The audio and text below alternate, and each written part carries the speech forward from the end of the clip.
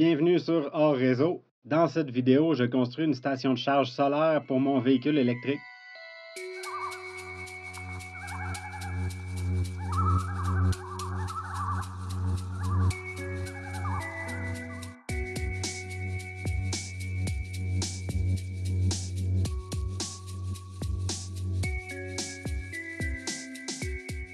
Je vous donne des détails plus tard, mais voici mon Ford Lightning, grosse batterie.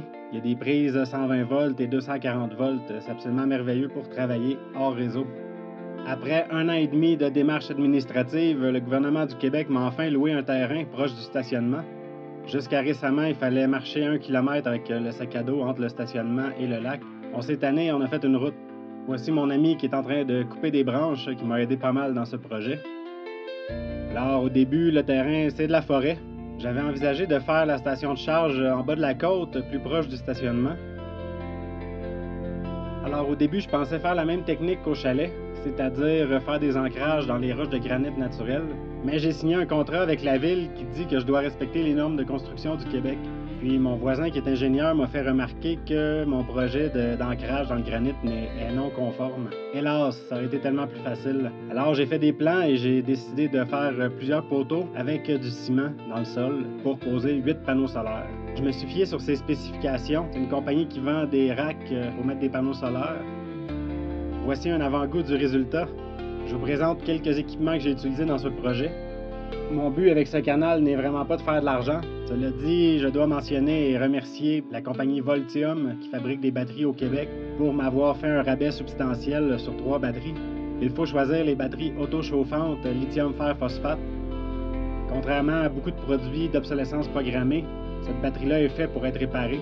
Il y a un accès au BMS et puis on peut facilement changer le BMS s'il y a un problème avec. Ce sont vraiment d'excellentes batteries. Ensuite, j'ai des panneaux solaires bifaciaux 550 watts.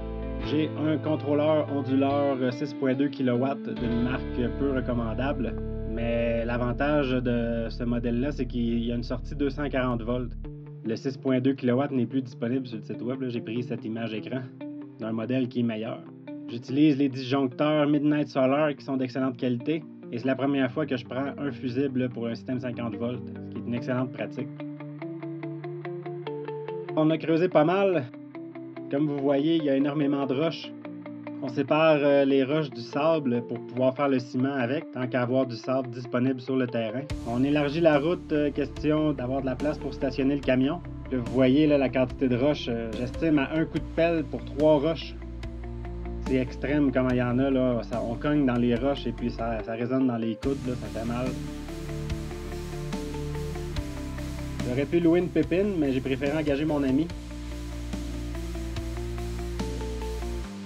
Après avoir défriché, je dois choisir où placer les poteaux. Alors, j'utilise ma boussole et puis la position du soleil.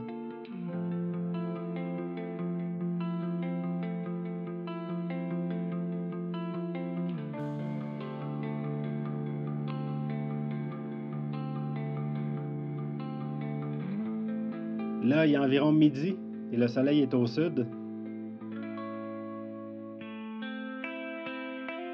Je vais prendre le temps de mesurer et de vérifier la boussole à plusieurs reprises.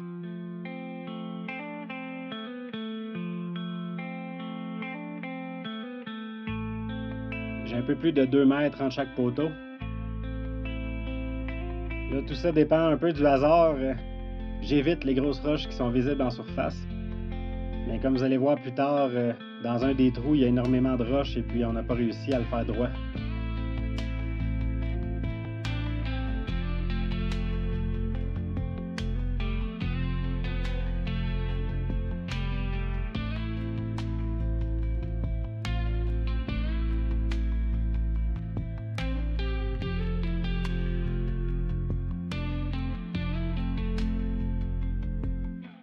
Les travaux avancent. Ça a vraiment été long faire tout ça.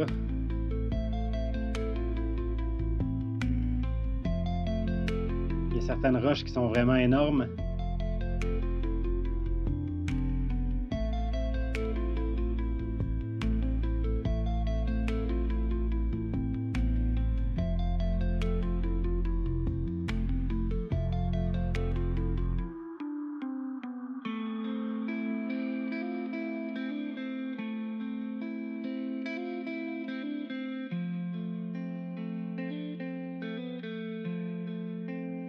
Puis là, on a commencé à faire les trous.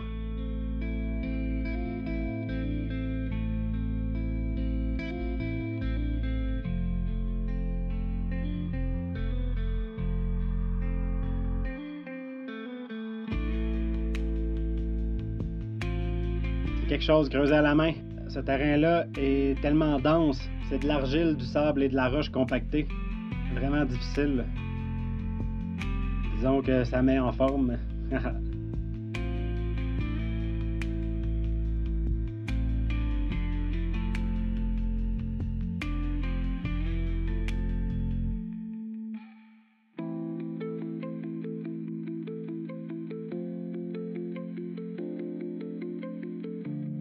J'ai coupé une branche à 1,5 m qui est la profondeur que je dois creuser.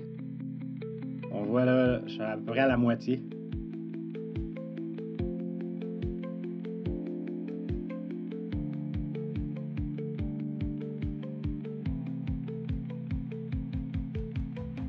Question de sauver du temps, j'ai eu l'idée de sortir le marteau-piqueur.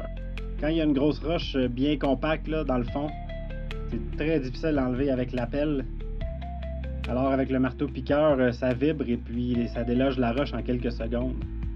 En même temps, ça rend le sable plus mou et plus facile à pelleter ensuite.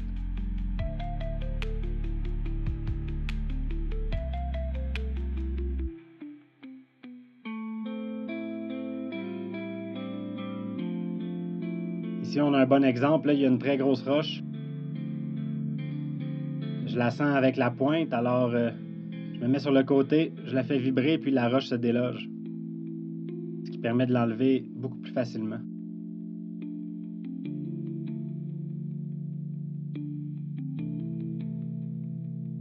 Une fois qu'il y a de l'espace alentour de la roche, ben, c'est beaucoup plus facile de la sortir. Celle-là est quand même assez grosse.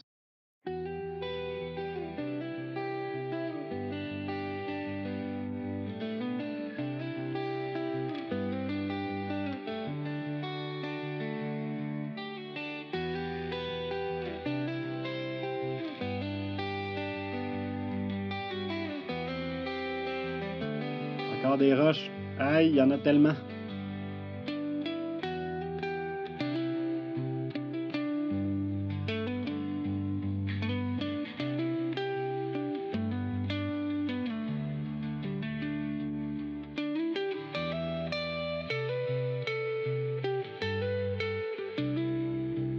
On est presque prêt à faire du béton.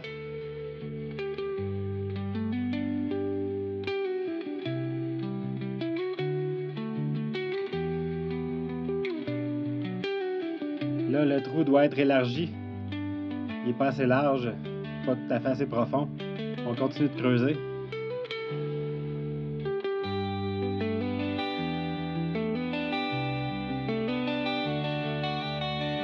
Puis voici pourquoi le rack est croche à la fin. Dans ce trou-là, il y a tellement de granit énorme qu'il a fallu décaler un peu l'angle. Sinon, il aurait fallu recreuser tous les trous, mais on n'avait pas le temps de faire ça.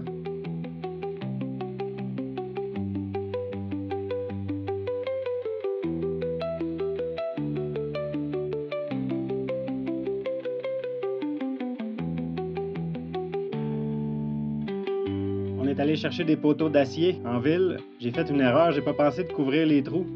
Ça s'est rempli de sable. Or, je veux les peinturer, question d'éviter l'oxydation prématurée.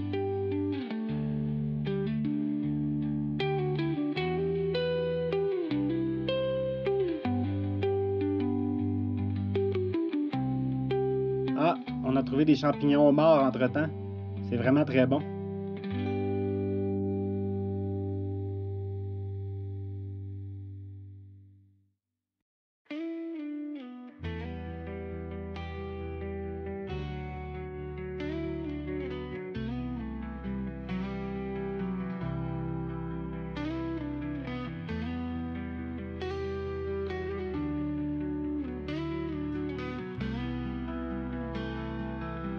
Ça, c'est après avoir coupé les arbres.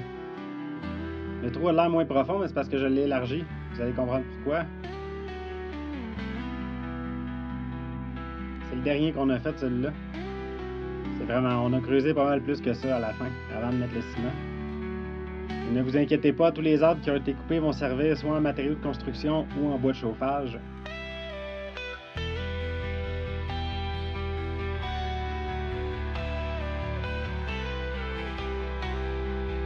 Encore des roches qui nous empêchent de creuser plus profond. C'est décidément un outil très difficile à maîtriser. Ça glisse, ça rebondit, ça vibre. Mon cousin qui travaille dans les mines en Abitibi m'a recommandé de ne pas en faire plus que 15-20 minutes. Prendre des pauses régulièrement, sinon ça cause des dommages permanents dans les mains, dans les bras.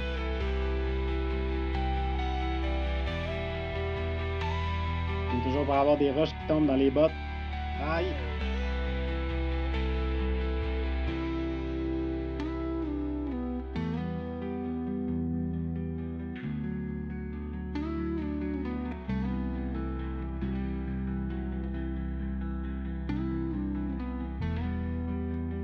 Là, il y a beaucoup de racines, alors c'est tellement plus facile de rendre la terre lousse comme ça, avec le marteau-piqueur.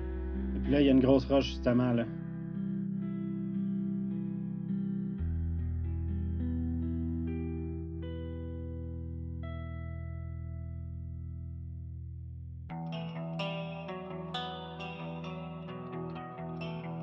Et donc continuer avec le marteau-piqueur. Et voilà, on la voit casser. J'ai eu l'idée de mettre les chaudières dans le fond du trou. La terre tombe en partie directement dans la chaudière et puis ça me permet de la sortir plus facilement. Là, c'est vraiment pas recommandé de faire ça, mais j'utilise le marteau-piqueur pour couper des racines. Dans le cas des petites racines, ça fonctionne, mais les grosses, ça fonctionne pas du tout. La racine vibre et puis ça coupe pas.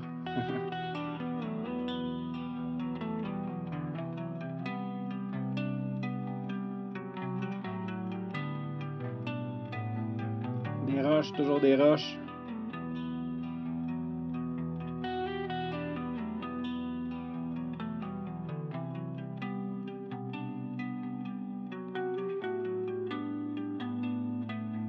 Je me suis procuré 2 Bigfoot.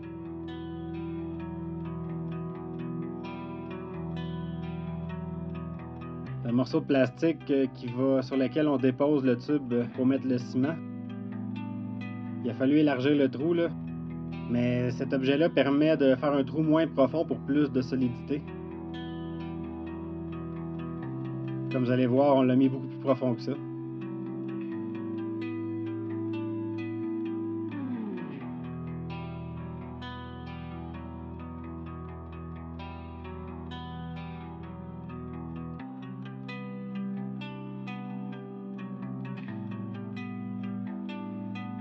Et voilà, on est prêt pour faire le ciment, après avoir continué à creuser pas mal.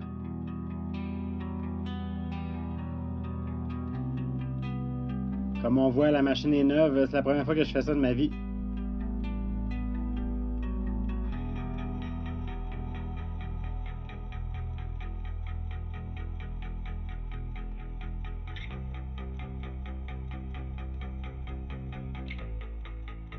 C'est décidément des travaux difficiles.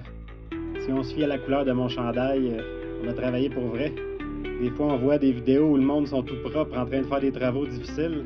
Moi, je me dis, ouais, me semble, c'est pas tout à fait réaliste. Moi, j'ai pas l'air de ça quand je fais ce genre de travaux.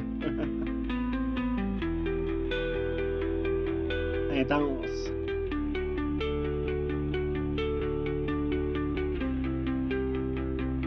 Voici la vue de la caméra de recul du camion avec la caméra 360, les détecteurs de proximité. C'est tellement un véhicule exceptionnel. J'ai les papillons à chaque fois que je m'en vais conduire ça. J'adore conduire ce véhicule-là. Il y a 2 moteurs de 200 kW. C'est d'une puissance inouïe, c'est instantané. C'est sûr que c'est très lourd à 2,5 tonnes. Très gros. Je voulais pas d'un si gros véhicule, mais je regrette rien parce que en forêt comme ça, c'est très bien. Il est quand même un peu bas, ça fait quelques fois que je le cogne par en dessous. Heureusement, il y a des plaques de protection sur toute la longueur. Disons que je m'en sers beaucoup.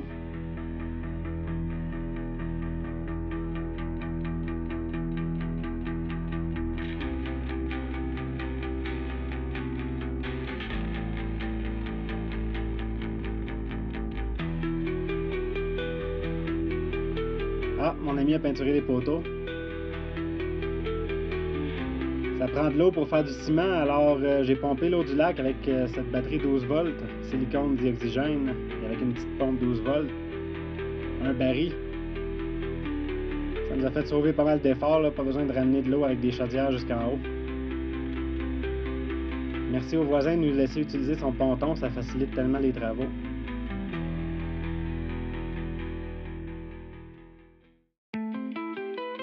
Regardez la quantité de chaudière. C'est grâce au changement climatique qu'il y a eu des grosses inondations cet été. Je suis arrivé à Berthierville pour charger mon camion et il y avait un restaurant qui jetait tous leurs équipements parce que les égouts ont refoulé dans le restaurant. Là, la femme s'est bien assurée que j'allais pas faire de la bouffe avec ça. Mais pour du ciment, il n'y a pas de problème.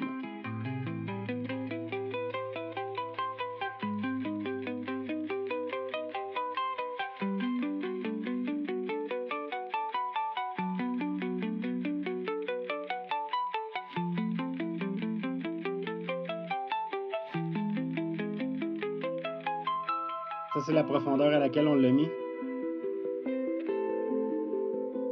Je m'assure que c'est droit.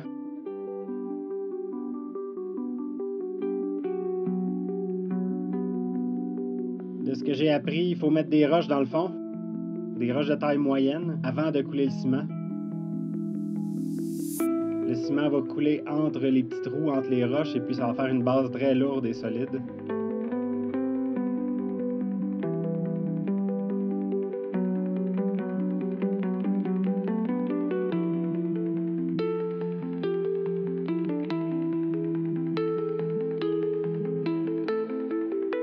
On est prêt.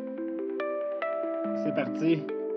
Le gars de la quincaillerie m'avait dit 3 sables pour 1 ciment.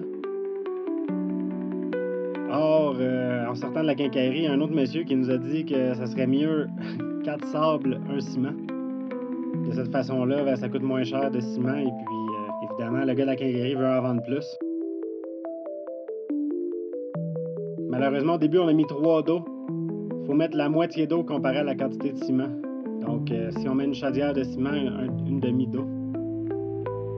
Mais on peut le voir aussi selon la densité, là, la texture. Faut pas que ce soit trop liquide, que ce soit comme une pâte un peu. Mais là, malheureusement, c'est beaucoup trop liquide dans ce cas-là. Le premier qu'on a fait était trop liquide, malheureusement. On a appris. Ah, il y a un dommage collatéral. Il y a une grenouille qui avait sauté dans une chaudière d'eau qui s'est ramassée dans la bétonneuse. Je l'ai rincée avant de la laisser aller. J'espère qu'elle a survécu.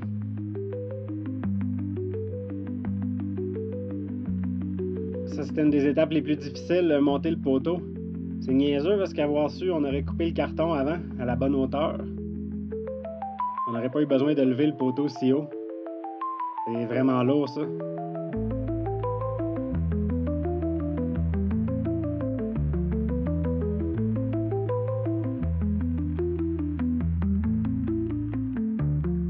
Puis là, le pire, c'est quand on descend le poteau, le béton rentre à l'intérieur et puis ça devient encore plus lourd après pour le positionner comme il faut. Ah, on a eu de la misère, mais on a réussi.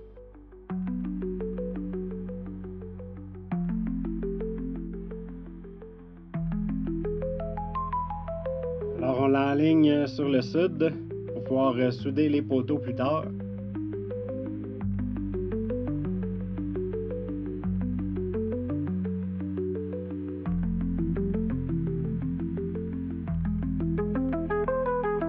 J'utilise 2 niveaux pour le mettre droit. Avec du velcro réutilisable, j'attache 2 niveaux, un sur chaque axe, ce qui permet de le mettre droit.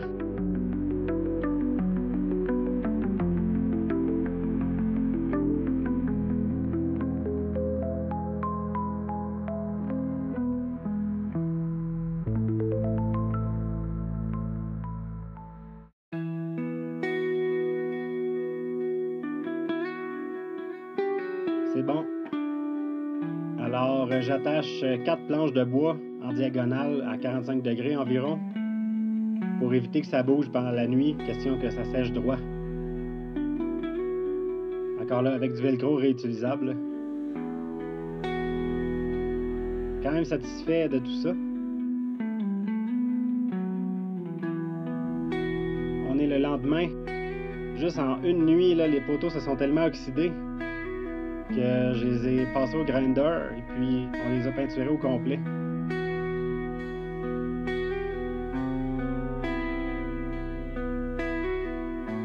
Je pensais pas que ça s'oxyderait si vite que ça, là. C'est de l'acier non galvanisé. Je vous partage ici quelques conversations avec ChatGPT version payante que j'utilise au quotidien dans mon travail, mais je suis parti de complètement débutant en béton à, je dirais, amateur avancé. J'ai posé des questions sur la forme, sur la quantité de béton, les volumes à utiliser, selon les spécifications que je vous ai montrées au début.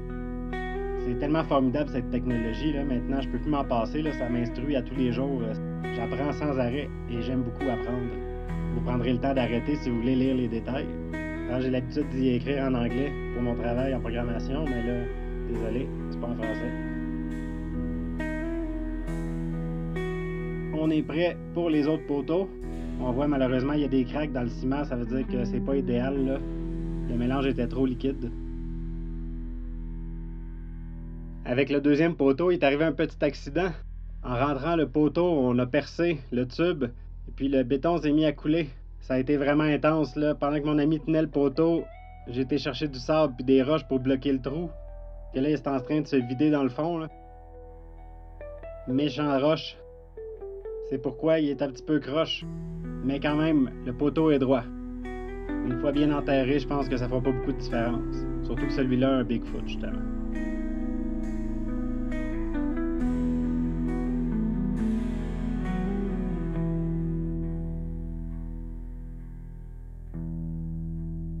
C'est droit.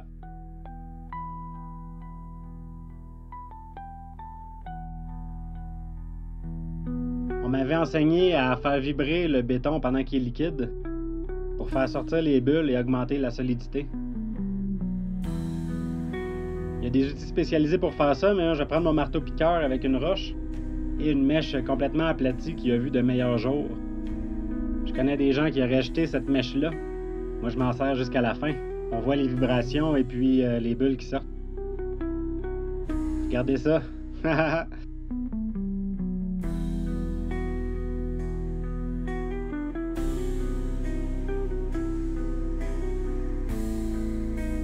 Ah, le troisième poteau est très dense, c'est bon.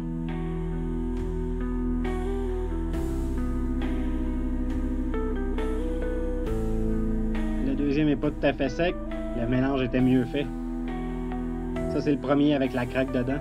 Pas idéal, mais je pense que ça va tenir, là. On m'a recommandé de faire un rack en bois, ce qui aurait été beaucoup plus facile. Mais j'ai préféré prendre plus de temps et d'efforts pour faire un rack en métal, qui, j'ose croire, va durer plus longtemps que le temps qu'il me reste à vivre.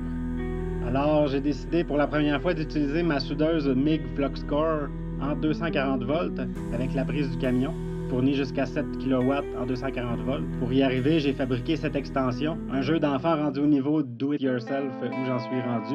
J'ai aussi imprimé en 3D des cubes pour empêcher la pluie de rentrer. Malheureusement, je les ai fait trop petits, ils rentraient pas bien. Petite erreur, alors je les ai réimprimés avec un angle dans le milieu. Comme ça, ils viennent s'insérer dans le trou, peu importe la taille. On a réussi à ramener 8 panneaux solaires sans les briser. Puis ça, c'est juste avant de monter les barres.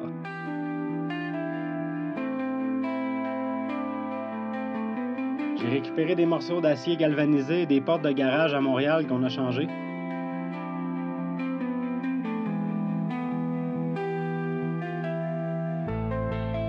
Je sais qu'ils vendent des morceaux en U pour faire ça, là, mais je vais m'en sortir avec ces morceaux recyclés.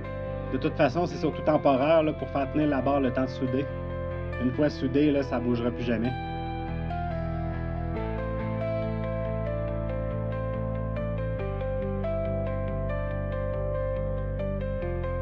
Donc, on est prêt à monter la première barre.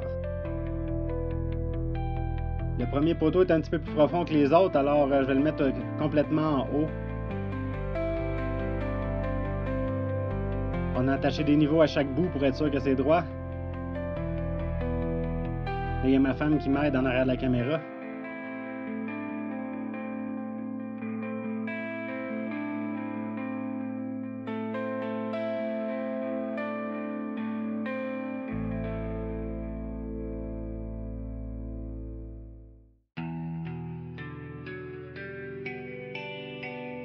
Alors je visse les écrous pour faire tenir ça.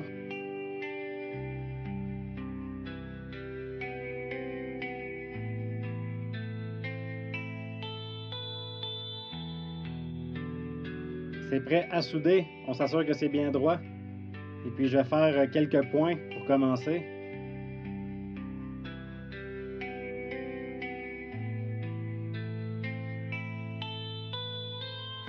C'est bon, ça ne bouge plus. Je suis prêt à souder le reste. Je vais souder en haut, dans le milieu, en bas et en arrière.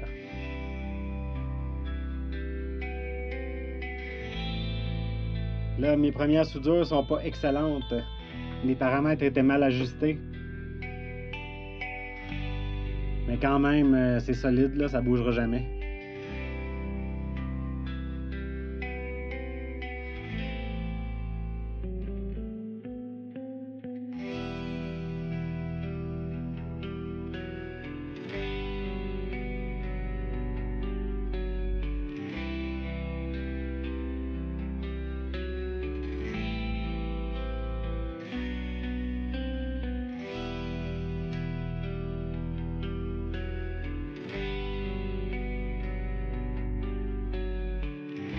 Donc, je me répète par rapport aux autres vidéos, mais l'avantage de la soudure MIG Flux Core, c'est que ça ne nécessite pas de bonbonne de CO2. Il y a une résine dans le fil qui génère un gaz qui vient empêcher l'oxydation immédiate.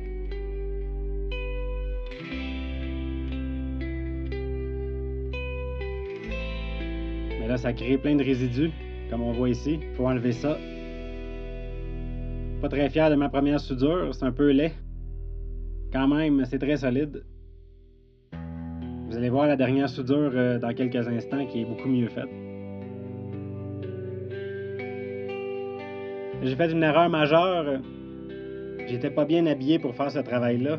Puis je me suis brûlé au 3e degré à certains endroits. Là. Il y a des morceaux de métal en fusion qui se sont collés sur ma peau et qui sont restés là. Je m'en suis pas rendu compte dans le feu de l'action. Tel que je disais dans la dernière vidéo des batteries à Mexico, achetez-vous une chienne de travail faite pour souder.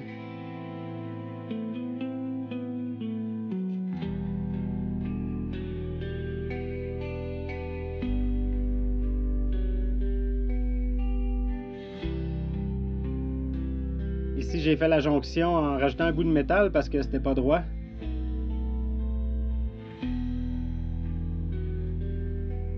Puis là, après avoir soudé, j'ai peinturé pour éviter l'oxydation.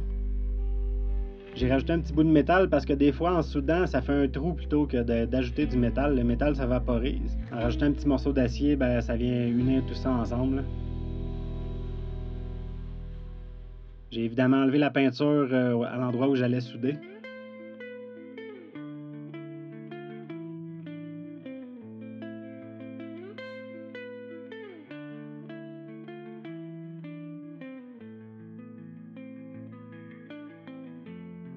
Voilà, les 4 barres du haut sont posées, ça progresse.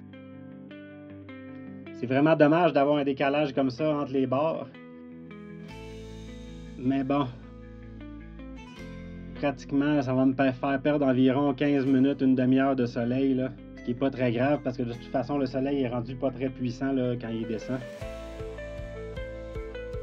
Ça va faire un petit peu d'ombrage là, sur les panneaux du milieu, mais c'est vraiment pas grave, c'est mineur comme problème. Puis le gros de la production va être fini là, vers 4-5 heures le soir.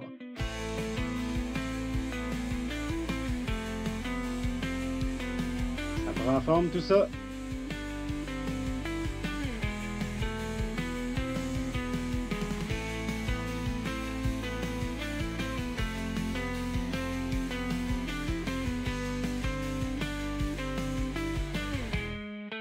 Je vous montre comment j'enlève les résidus.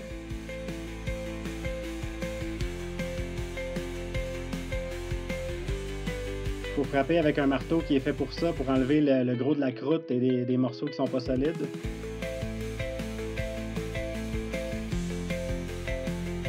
Ensuite, on frotte avec une brosse à métal. Avec une plus petite brosse.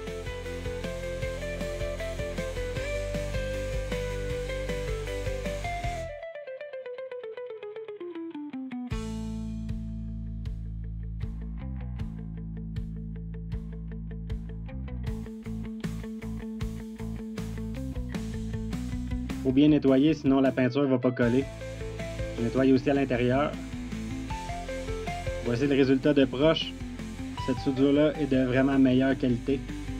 C'était ma dernière. Je m'améliore peu à peu. On s'entend qu'avec une bonbonne de CO2 ou avec du TIG welding, ça fait vraiment une meilleure job. Mais quand même, c'est un succès, malgré l'apparence amateur. J'ajoute la peinture pour éviter l'oxydation.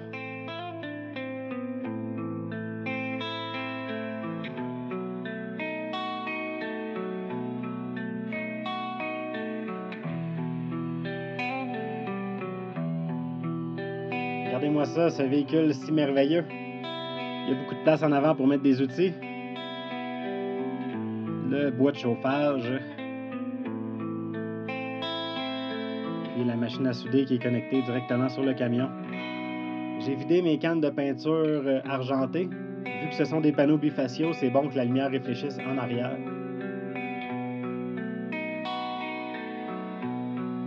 Malheureusement, je n'ai pas filmé quand on a transporté les panneaux. Alors, j'ai fait ce modèle 3D pour vous expliquer comment. J'en ai déjà perdu un qui a glissé et puis la vitre s'est toute cassée. C'est malheureux, là, à 400$ chaque environ, ça coûte cher quand même.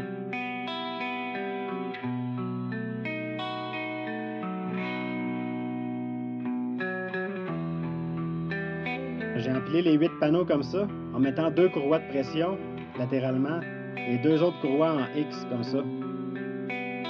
Ça empêche tout mouvement. C'est important de s'assurer que ce sont les cadres en aluminium qui ont la force et non la vitre, sinon ça casse.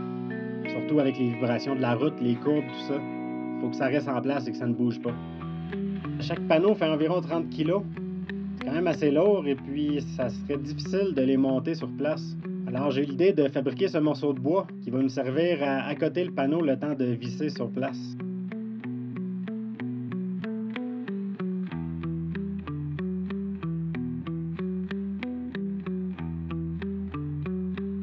Il y a un certain angle dans le rack, mais c'est vraiment pas grave parce que ça fait en sorte que il y a des panneaux qui sont plus orientés vers le matin et des panneaux qui sont plus orientés vers l'après-midi. J'aime bien ce principe d'avoir plusieurs pics de productivité dans la journée au lieu d'avoir un gros pic le midi. J'ai décidé aussi de mettre les panneaux verticaux pour éviter la neige l'hiver. Au camp, mes panneaux sont environ à 90 degrés et puis même malgré ça, là, la neige colle dessus. À tous les matins, il faut que j'aille enlever la neige là, si je veux de la production. Alors, considérant que ce rack-là est plus loin du camp, je veux pas y aller à tous les matins pour déneiger, là. C'est sûr que j'ai une perte de productivité à cause de l'angle, mais étant donné qu'il y a entre 5000 et 7000 watts de panneaux, là, dépendamment des conditions lumineuses, ça fera pas une grosse différence. Éventuellement, j'aspire à charger une motoneige électrique là-dessus, que je n'ai pas encore.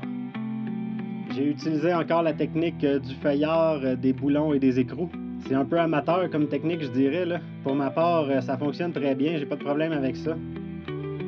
Ça coûte pas cher et ça va bien. Alors, moi, si c'est fonctionnel, j'ai pas de problème. Évidemment, le tout en acier galvanisé pour éviter l'oxydation.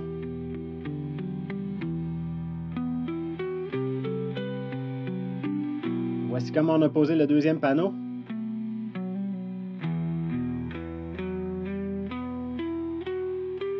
Merci à ma femme qui m'a aidé à monter les panneaux.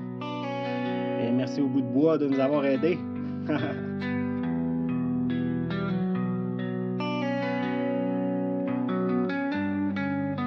Là, j'utilise la technique qui brise la garantie, c'est-à-dire que je fais un trou dans le cadre à l'endroit où j'en ai besoin. Mais honnêtement, c'est tellement difficile d'amener les panneaux jusque-là que si ça brise, j'en achèterai d'autres, là, ça finit là. Ça me permet d'utiliser un rack qui est non standard.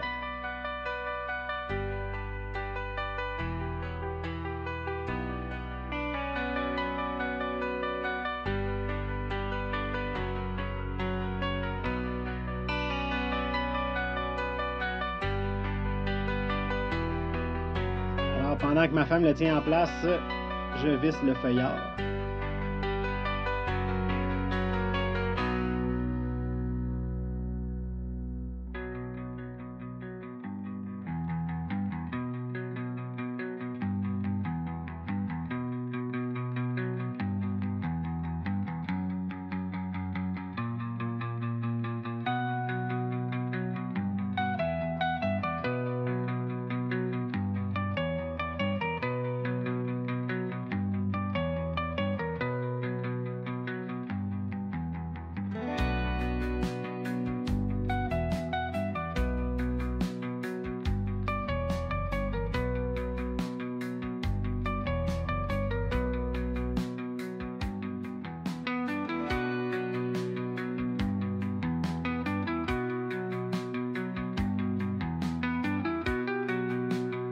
Voilà, les 4 coins sont attachés.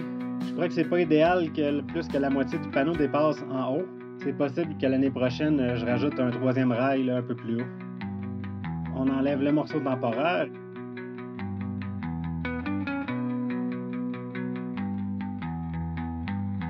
Voilà les 5 premiers panneaux posés. C'est par hasard qu'à ce moment-là, un grand pic-bois a foncé sur moi. J'ai réussi à prendre ces images. À la toute fin de la vidéo, je vous montre son vol image par image. Quand même, j'ai eu la chance d'en avoir la moitié. C'est quand même un gros oiseau.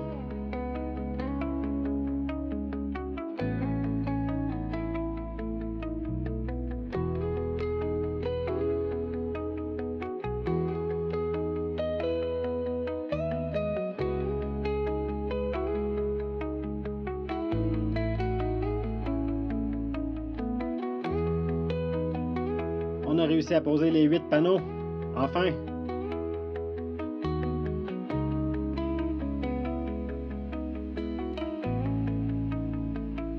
J'ai quelques petits défauts malheureusement à cause des roches dans le trou.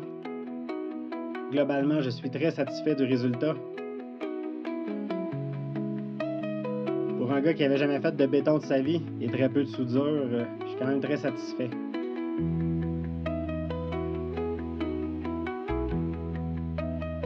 Voici le résultat à 8 h le matin, d'où l'ombre sur les panneaux, le soleil était très bas. Quand même, ça charge.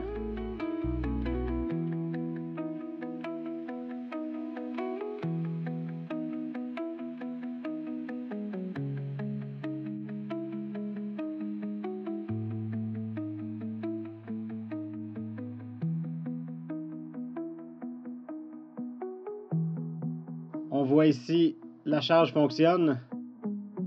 C'est un chargeur 4 kW, 240 volts.